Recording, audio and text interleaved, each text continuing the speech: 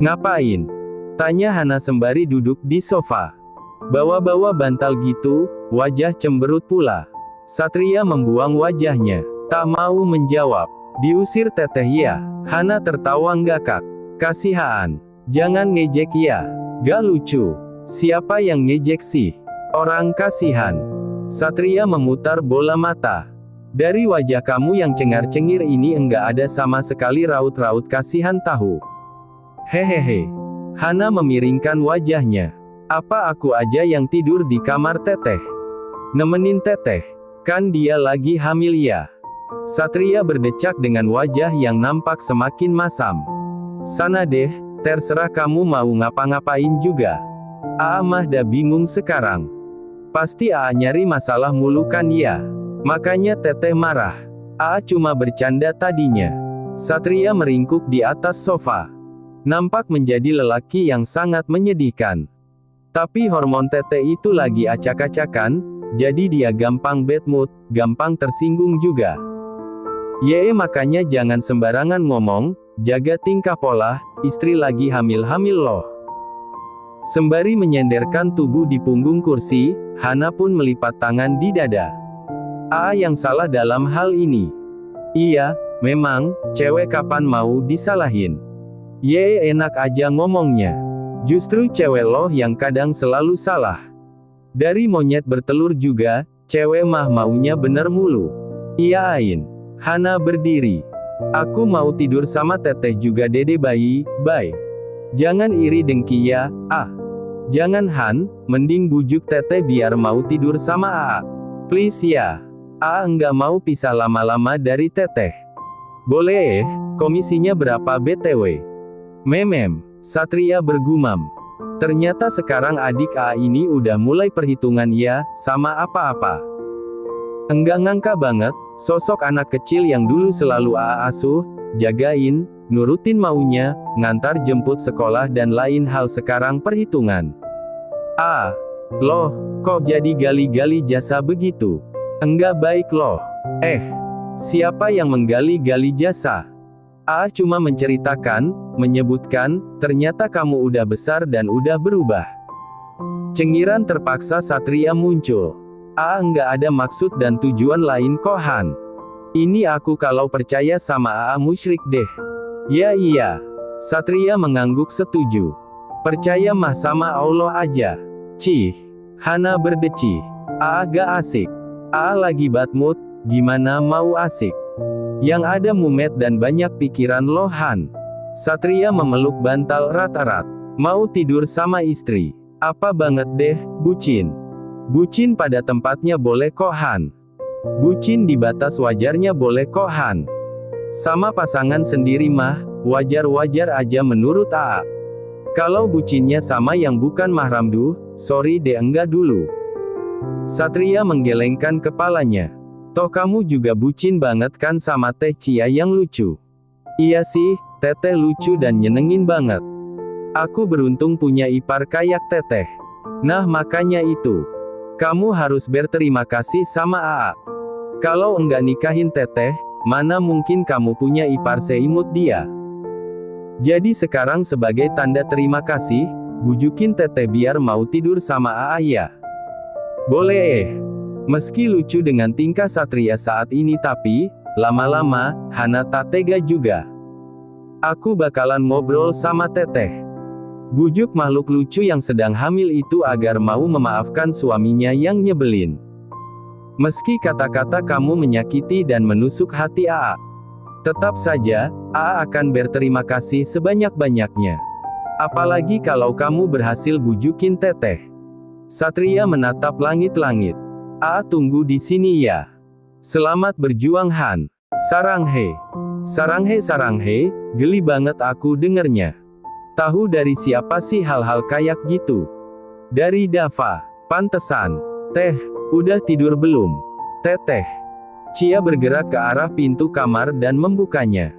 Menemui Hana yang sedari tadi memanggil. Udah tidur teh? Belum kok, masuk dulu yuk Han, ajak Cia ramah. Teteh sendiri ya, di sini. Begitu deh. Lagi bad mood banget sama Aa kamu. Hana tertawa. Pantesan tadi aku lihat dia lagi ngeringkuk gitu di sofa. TV sih nyala cuma enggak ditonton sama sekali ternyata. Ngelamun dia lihatin langit-langit. Chia meringis tiba-tiba, merasa kasihan tapi harus bagaimana lagi ya. Ia sudah terlanjur kesal pada tingkah pola sang suami. Rasanya ingin menggeplak dan mencubit tubuhnya saja. Kesalnya tuh kesal gemas. Ya udah Han, biarin aja. Apa kamu mau nginep di sini? Tidur aja sama Teteh. Hana meringis. Mau sih, cuma Hana takut ganggu aja. Hana cuma mau nyerahin ini. Apa itu? Chia menerima kotak yang Hana berikan. Apa hayo? Hana memberikan kertas yang langsung dibuka oleh Chia. Berisi tulisan, "Selamat. Kamu mendapat apa saja yang kamu mau." Maksudnya ini gimana Han? Teteh kan lagi hamil ya. Dan Hana memang belum sempat membelikan hadiah. Jadi, Hana akan menuruti satu permintaan Teteh. Apapun itu. Beli baju, beli emas, beli apapun atau mau apapun, silahkan aja omongin ke Hana ya. Beneran ini Teh? Chia menggerakkan kertas di tangannya dengan senang. Hana mengangguk. Beneran dong, asal kupon kertas yang berharga itu jangan hilang. Teteh tukerin aja ke Hana kalau menang udah ada sesuatu yang Teteh mau ya. Oke kalau gitu. Chia menatap kertas di tangannya dengan senyum yang tidak pernah luntur dari wajah. Sangat menggemaskan. Ya udah, Hana keluar dulu. Mau tidur soalnya udah ngantuk juga. Hana berdiri dengan tenang. Ngomong-ngomong, Teteh enggak bakalan nyuruh Aa masuk ke dalam kamar gitu. Kasihan banget Teh. Chia merenung. Aa murung, kayak orang sakit dan enggak bisa mikir jernih gitu loh Teh pas tadi ngobrol sama Hana. Terus banyak bengongnya mirip-mirip sama orang abis ketipu puluhan juta. Terus pas Hana tanya, jawabannya tuh selalu pendek, diibaratkan seperti orang yang lagi males hidup. Chia menarik dan mengembuskan napas. Abis dia sih, udah tahu Teteh lagi sensitif. Malah banyol yang aneh-aneh kan ya. Nyebelin banget deh. Aa belum terlalu mengerti mungkin Teh. Lagian kan niat dan tujuan awalnya bercanda mau bikin suasana lebih humoris aja. Enggak kebayang kalau Teteh bakalan marah. Bibir Chia maju beberapa centi. Iya sih memang, hanya saja bagaimana lagi ya. Ia sudah terlalu kesal pada perilaku sang suami. Meski kalau dipikir-pikir kasihan juga. Mana di rumah sedang ada Uma dan Abi. Terus mereka berantem begini tidak tahu diri. Chia juga harus belajar memaafkan. Menjadi contoh bagi sang anak yang ada di dalam perutnya. Ya udah deh, nanti kalau kamu turun ke bawah, tolong bilangin Aa kamu, suruh Aa buat tidur di kamar. Terus, belum mulut Chia selesai berbicara, pintu kamar yang terbuka pun dengan mudah memunculkan Satria yang sudah cengar-cengir sambil membawa bantal. Sembari berbisik, Chia pun berucap, kayaknya adik kakak ini emang sekongkol deh. Ci, hari ini kita pindah kamar ya, ke bawah aja. Biar kamu enggak capek naik bola-balik tangga. Boleh mas. Pagi hari ini, Chia dan Satria sudah baikan seolah-olah masalah yang terjadi semalam tidak pernah ada. Yah, lagi pula untuk apa memelihara hal tidak penting begitu. Mereka saling membutuhkan satu sama lain. Dan Chia pribadi juga sudah sering bilang bahwa ia tak mungkin bisa mengabaikan Satria lama-lama. Nanti abis dari makam papa, kamu mau kemana mas? Enggak kemana-mana sih Ci. Mas mau mindahin barang-barang kita ke kamar bawah. Terus ya paling siangnya aja menyempatkan diri buat pergi ke bengkel. Enggak lagi banyak urusan juga akhir-akhir ini soalnya semua lancar jaya, alhamdulillah. Alhamdulillah. Ngomong-ngomong aku cantik enggak pakai ini. Mau ketemu sama papa jadi harus kelihatan istimewa. Satria menghentikan diri dari aktivitasnya yang sedari tadi tengah menatap layar iPad. Memutuskan untuk menatap Chia sembari tersenyum hangat. Kamu cantik banget Ci, selalu cantik di mata mas dan di mata papa. Enggak ada wanita yang selucu, seindah kamu di dunia ini bagi kami. Jadi kalau nanya begitu, Mas sebagai suami bingung, mau jawab apa? Soalnya kamu selalu cantik dan indah, pakai baju ataupun enggak.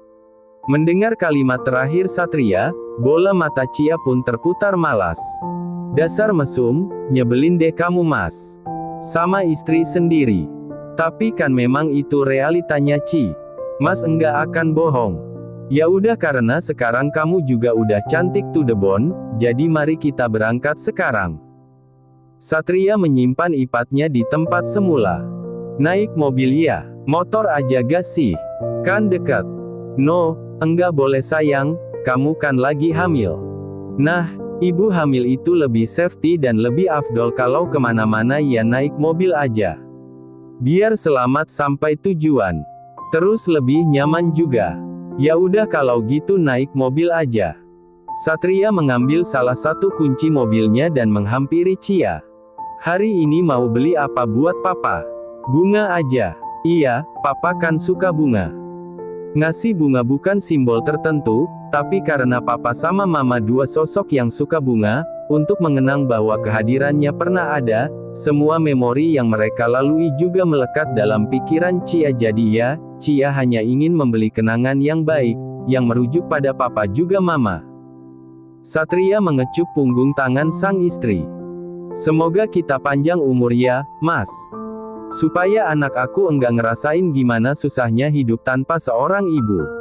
Supaya anak kita enggak merasakan sakitnya ditinggal seorang ayah.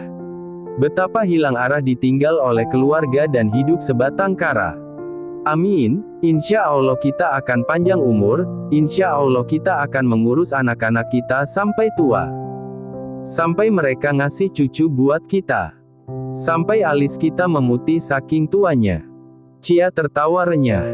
Iya, bener banget. Semoga Allah ngasih kita rezeki. Termasuk umur yang panjang. Umur yang kita jalani dengan ketaatan dan kebahagiaan. Sesekali mungkin kita akan melewati masalah-masalah dan ujian yang tidak pernah kita bayangkan sebelumnya ya, Ci. Tapi Mas yakin, selama sama kamu, apapun yang terjadi, apapun yang ada di hadapan, akan dilewati dengan mudah. Aku juga berpikiran yang sama. Asal ada kamu, semua baik-baik aja. Asal ada kamu, apapun ujinya insya Allah bisa diselesaikan dengan baik. Cia melirik sang suami dengan senyuman yang mengembang lebar. Tanpa ragu, Cia menganggukkan kepalanya. Suka Mas. Bagus buat mengenang papa sama mama juga cinta sejati mereka. Satria membayar lebih dahulu buket yang sudah mereka beli. Sembari berjalan beriringan keluar dari dalam toko bunga kecil yang mereka temui di pinggir jalan, Cia pun berbicara, banyak banget orang yang enggak percaya cinta sejati, khususnya para cewek-cewek yang ada di lingkungan aku. Zaman sekarang, katanya sukar banget ketemu sama laki-laki baik, setia dan cukup sama satu cewek aja. Terus kamu gimana? Kamu juga enggak percaya sama cinta sejati? Aku selalu percaya dari dulu, karena papa jadi salah satu bukti bahwa di belahan dunia ini, ada seorang laki-laki yang hanya mampu mencintai satu wanita saja. Bahkan setelah ditinggal meninggal, papa juga masih mempertahankan cintanya, sayangnya, kesetiaannya buat almarhum mama sampai pada akhirnya, mereka dipertemukan kembali. Dibaringkan di tempat yang sama, saling berdekatan. Cia mendonggak, menatap wajah tampan Satria. Kadang aku mikir, apa mungkin sebenarnya papa udah menunggu-nunggu momen ini? Momen dimana ia bisa berbaring saling sebelahan sama mama. Satria menggelengkan kepala. Bisa jadi enggak bisa jadi iya. Karena meski mencintai mama, papa itu sayang banget sama Cia. Enggak mau ninggalin Cia sendirian. Papa selalu kangen sama kamu setiap saat. Beneran. Satria menganggukkan kepala. Buat apa Mas bohong? Papa selalu kangen aku ternyata. Aku kira, karena aku nakal dan sering nyebelin jadi, untuk beberapa waktu kadang papa pengen punya ketenangannya sendiri. Memem, kalau ke masjid terus agak telat pulang aja dia suka cemas. Duh, gimana ya, Cia sendirian di rumah? Laporan dulu kali ya. Dan lalu papa bakalan chat kamu, ngabarin kamu. Cia terkekeh, kalau diingat-ingat iya juga sih. Papa selalu menanyainya di mana, memberikan ia kabar tentang hal-hal sekecil apapun. Di mana lagi ia bisa menemukan lelaki yang mempunyai sifat semanis papa. Dan dia selalu izin pulang paling duluan kalau dirasa kumpul-kumpulnya masih lama. Cia menatap sosok yang mempunyai suara berat barusan. Dan yah, papa telah memilih seseorang yang sifatnya tak jauh beda dengan beliau. Dia menghadirkan satria yang sifatnya semanis papa. Yang tutur katanya lembut, penyabar juga penyayang. Iya, bener banget. Makasih ya. Kamu ngomong terima kasih sama siapa? Satria terkekeh sembari membuka pintu mobil. Sama papalah mas. Kalau dia enggak menikahkan aku sama kamu, mungkin aku akan sangat sulit untuk mencari lelaki yang 11-12 sikapnya sama papa. Cia masuk dan duduk di kursi penumpang mobil. Sedang Satria masih senyum-senyum senang sebelum kembali menutup pintu dan melangkah riang untuk bisa sampai di tempatnya. Di kursi kemudi, Mas memang menjadikan papamu sebagai salah satu panutan. Apalagi masalah cintanya yang begitu hebat untuk sang istri. Papa pria sejati yang layak dijadikan role model oleh banyak laki-laki. Papa mengajarkan Mas banyak hal. Cia menganggukkan kepala. Benar, Papa mengajarkan banyak hal yang sebelumnya bahkan enggak pernah aku pikirkan sama sekali. Jadi kangen banget sama Papa ya? Satria tersenyum pedih sembari menatap ke arah depan. Matanya nampak sendu dan kosong. Duh, kok nangis sih mas? Cia mengusap bahu Satria. Udah deh, kamu juga nangis tahu Ci. Cia terkekeh. Aku kangen sama papa soalnya. Wah, agak kotor ya makam papa. Maaf pa, Cia enggak bisa ke sini setiap hari. Enggak bisa nengokin papa terus-menerus kayak awal-awal papa diistirahatkan di sini. Cia mengusap nisan papa sebelum kembali menyingkirkan daun-daun yang ada di atas makam. Daun kering yang entah sejak kapan ada di pekuburan tersebut. Satria juga minta maaf ya, jarang ke sini. Papa, karena dulu papa suka bunga, jadi Cia bawakan lagi. Enggak lupa buat mama juga. Satria menatap Cia yang bermonolog sendiri. Yah, bagaimana lagi, tempat ini adalah tempat peristirahatan terakhir papa. Tubuhnya terbaring di sini. Jadi mungkin, Cia hanya bisa mengadu dan menumpahkan kerinduannya pada gundukan tanah yang menutupi tubuh papa ini. Merasa sendu, Satria pun buru-buru mengusap punggung sang istri. Cia memang enggak bisa dan seharusnya enggak boleh berandai-andai kayak gini. Tapi kalau aja Allah ngasih papa umur yang lebih panjang, mungkin papa bakalan ngerasain gimana rasanya punya cucu. Cia menganggukkan kepala. Iya, sebentar lagi papa bakalan jadi kakek.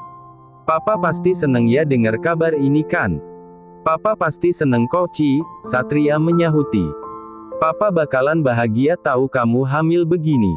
Iya, senyum sedih Cia mengembang. Pa, aku sama Mas kangen banget sama papa. Lama sudah papa ninggalin aku di sini sama Mas. Rasanya masih menyiksa, tapi enggak semenyiksa dulu. Aku udah ikhlas dengan kepergian papa. Tapi sulit untuk enggak kangen, sulit untuk enggak rindu. Semoga papa di sana ada di tempat terbaik, ternyaman yang Allah persiapkan ya, Pa. Satria mengusap makam papa. Kami di sini akan selalu doain papa sama mama. Kami di sini enggak akan lupain papa dan selalu inget sama papa. Makasih banyak udah jadi papa terbaik di dunia ya pa. Cia sayang papa. Pa, Satria akan jaga Cia sebaik mungkin. Akan sayangi Cia sebagaimana papa menyayanginya. Terima kasih sudah menjadi laki-laki baik dan hebat yang banyak memotivasi Satria. Al-Fatihah dulu buat papa ya. Cia menganggukkan kepala. Lalu mulai membaca Al-Fatihah untuk papa. Papa orang baik, insya Allah ditempatkan di tempat yang baik pula. Insya Allah diberkahi oleh surga pula. Di sini Cia sedang berusaha untuk memperbaiki diri, Pa. Semoga nanti kita bisa kumpul di surga sama-sama ya Pa. Bareng mama juga. Pun mama insya Allah syahid karena sudah berjuang, mempertaruhkan nyawa demi lahirnya Cia ke dunia ini. Amin. Satria membantu Cia untuk berdiri lalu membersihkan telapak tangan sang istri dengan telaten. Kita langsung pulang hari ini ya. Beli mangga muda dulu, buat stok di rumah. Cia mengingatkan. Karena kini, bukan hanya ia sebagai ibu hamil, tapi sebagai seorang calon ayah, Satria juga sangat suka rujak mangga muda. Boleh banget kalau itu mah. Satria menyetujui dengan sangat senang hati. Tentu saja. Terus mau beli apa lagi? Enggak ada, kalau kamu gimana? Ada yang mau dibeli juga? Satria menggelengkan kepala. Ya udah berarti kita harus langsung pulang, kan kata dokter kemarin aku harus banyak istirahat, enggak boleh capek-capek dan kegiatan ini dan itu. Cia mempunyai banyak pantangan di awal kehamilannya ini. Setiap saat ia juga selalu merasa was-was dan takut sebenarnya. Keguguran kemarin selalu membayangi pikiran Cia. Iya, langsung pulang aja. Kamu memang enggak boleh capek-capek, sayang. Uma. Iya Cia, sini duduk bareng Uma. Cia mengangguk dan menempatkan tubuh di samping sang Uma. Uma lagi sibuk ya? Enggak kok, ini cuma baca hal-hal yang ringan aja. Uma menyimpan ponselnya. Tadi ia tengah membaca jurnal. Sungguh, sebenarnya ia sangat rindu dengan dunia kerja. Saat-saat ia masih mengajar dahulu. Uma, rasanya melahirkan seorang anak itu seperti apa sih? Tanya Cia tiba-tiba. Uma kan udah punya dua nih, Mas Satria sama Hana. Otomatis pengalamannya juga udah dapat. Itu. Sakit enggak? Uma terkekeh. Enak kok pas ngelahirinnya, plong. Karena baginya, saat-saat yang menyakitkan dari proses persalinan itu menunggu bukaan yang cukup lama. Dari bukaan 1 hingga 9 rasa sakitnya itu kan Masya Allah sekali. Masa sih Uma? Beneran kok, pas anaknya keluar enggak sakit, malah plong banget rasanya Ci. Ia tak ingin menakut-nakuti sang menantu. Kenapa tiba-tiba aja kamu nanyain hal begini? Cia menggelengkan kepala lucu. Cia emang agak deg-degan sih, Uma. Agak takut juga soalnya kan, almarhum mama meninggal pas melahirkan Cia. Lembut, Uma memegang tangan sang menantu. Uma mengerti rasa takut dan kekhawatiran kamu. Dulu juga Uma kayak gitu pas melahirkan anak pertama. Cemas sekali apalagi pas sudah mendekati HPL. Tapi gak apa, Uma banyakin salat, banyakin berdoa, banyakin berpositif thinking, Uma melakukan banyak hal, olahraga ini dan itu agar bisa memperlancar keluarnya bayi. Alhamdulillah semuanya dipermudah. Begitu ya, Uma. Cia sebenarnya udah siap, sangat siap untuk punya anak, untuk melahirkan. Cuma kadang-kadang takut aja. Iya gak apa kalau takut, tapi sebisa mungkin harus diminimalisir. Duh, nanti pas kamu dengar tangisannya, wajah merahnya, tangan mungilnya, tubuhnya yang lucu. Semua rasa lelah, beban yang menghantui dan lain-lain terbayar. Malah nagih mau hamil lagi. Luar biasa sekali memang rasanya. Ajaib sekali rasanya. Seorang anak lahir dari tubuh kita. Ikatan batinnya sangat kuat dengan kita. Seorang anak yang mirip dengan kamu dan Satria ada di dunia ini. Enggak ada yang lebih membahagiakan selain momen-momen itu menurut Uma. Duh, kok ia jadi kangen ingin punya anak lagi seperti dulu. Anak-anaknya sekarang sudah besar. Mereka tidak mau banyak lagi diurusi seperti dulu. Dan ia merasa kesepian sendiri. Sebagai seorang ibu yang biasanya tiap hari sibuk mengurusi anak-anak yang bertengkar, anak-anak yang minta jajan, minta makan, anak-anak yang kadang nakal, sungguh ia rindu. Waktu berjalan dengan sangat cepat ya. Katanya. Suka ada yang digunting-guntung jahit-jahit ya Uma? Tanya Cia sembari meringis membayangkannya. Memang ada sih, tapi Uma 2 kali melahirkan enggak pernah gunting jahit. Uma terkekeh melihat ekspresi Cia. Semuanya ada teknik plus sebelum melahirkan sering olahraga. Ajarin Cia tekniknya dong. Selama hamil makan makanan yang bergizi, olahraga, lalu mendekati HPL harus istirahat cukup, menyiapkan banyak tenaga, lalu sering melakukan hubungan suami istri. Chia dan Uma sama-sama malu sendiri membicarakannya. Saat pembukaan harus tenang, jalan-jalan, yoga bowl juga. Lalu saat beres pembukaan, waktunya melahirkan, jangan mengejan keras-keras. Karena anak itu tahu jalan dan dia mendorong diri untuk keluar. Kita cuma perlu bantu dengan teknik tiup-tiup. Tiup-tiup. Iya, dokter Uma dulu gitu nyuruhnya.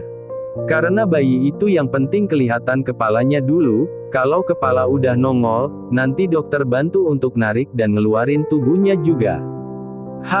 Chia bergidik ngeri. Ternyata perjuangan jadi seorang ibu itu benar-benar banyak ya, Uma. Begitulah.